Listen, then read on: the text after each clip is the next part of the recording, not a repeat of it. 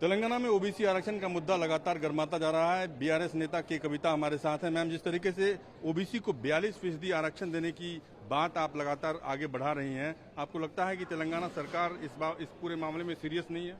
बिल्कुल सीरियस नहीं है। राहुल जी देश भर में ओबीसी के बारे में बात करते चलते हैं, लेकिन जिस राज्य में वो सत्ते पे है, जहां तेलंगाना में वो गवर्नमेंट में है, जहां वो एक्चुअली इम्प्लीमेंट कर सकते हैं जो वो बात कह रहे हैं, वो इम्प्लीमेंटेशन छोड़ के वो दुनिया भर में अलग अलग बातें कह रहे हैं। लेकिन अनफॉर्चुनेटली राहुल जी से मैं यही रिक्वेस्ट करना चाहती हूँ कि आप अपने वादा से मुकर रहे हो, अच्छी बात नहीं है।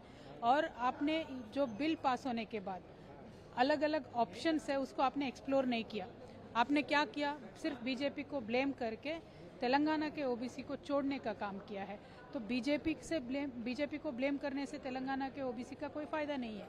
बीजेपी की भी गलती है कि यहाँ प्रेसिडेंट जी के पास जो बिल आया उसको वापस नहीं भेज रहे, लेकिन राहुल गांधी जी की और कांग्रेस पार्टी की फंडामेंटल गलती है कि बिल पास हो गया है तो आप इमीडिएटली गवर्नमेंट ऑर्डर दीजिए और आरक्षण दे दीजिए, क्योंकि ये लोकल इलेक्शन है।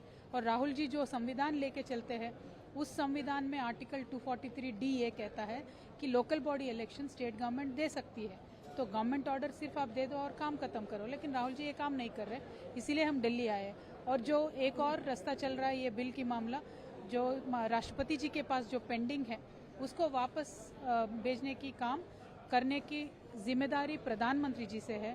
उनसे भी मैं रिक्वेस्ट करती हूँ कि प्रधानमंत्री जी, आप स्वयं ओबीसी कम्युनिटी से है और आपसे ओबीसी कम्युनिटी को बहुत ज़्यादा उम्मीद है। तो तेलंगाना का ओबीसी भी आप ही की तरफ देख रहा है, 2.5 करोड़ ओबीसी हैं वहाँ पे। तो आपसे रिक्वेस्ट ये है कि आप प्रेसिडेंट जी के पास जो बिल पेंडिंग है उसको वापस भेजिए, शेड्यूल 9 में उसको रखिए और एक परमानेंट सिक्योरिटी ओबीसी को दीजिए। तेलंगाना कांग्रेस के अध्यक्ष महेश कुमार गौड़ ने कहा है कि के कविता जी की विश्वसनीयता पर सवाल उठता है, क्योंकि जब 10 साल तक सरकार थी तब उन्होंने ओबीसी आरक्षण की बात नहीं कही। करने का मौका नहीं आया क्योंकि तब ईडब्ल्यूएस पास नहीं हुआ था और जो 50% की कैप थी जो कोर्ट ने, हाई कोर्ट, सुप्रीम कोर्ट ने लगाया है, उसको तोड़ने का कोई बिल्कुल ही रास्ता नहीं था।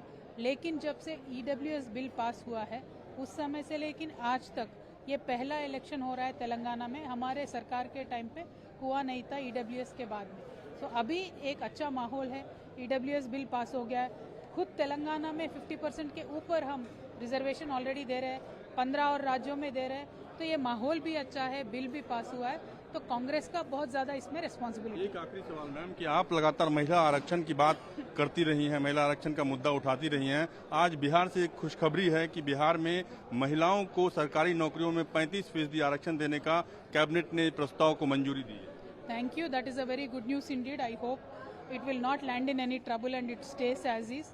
It is a good move. I welcome it very much. Thank you. बातचीत कैमरा पर्सन विजय के साथ अमन कुमार, दिल्ली न्यूज़ 24।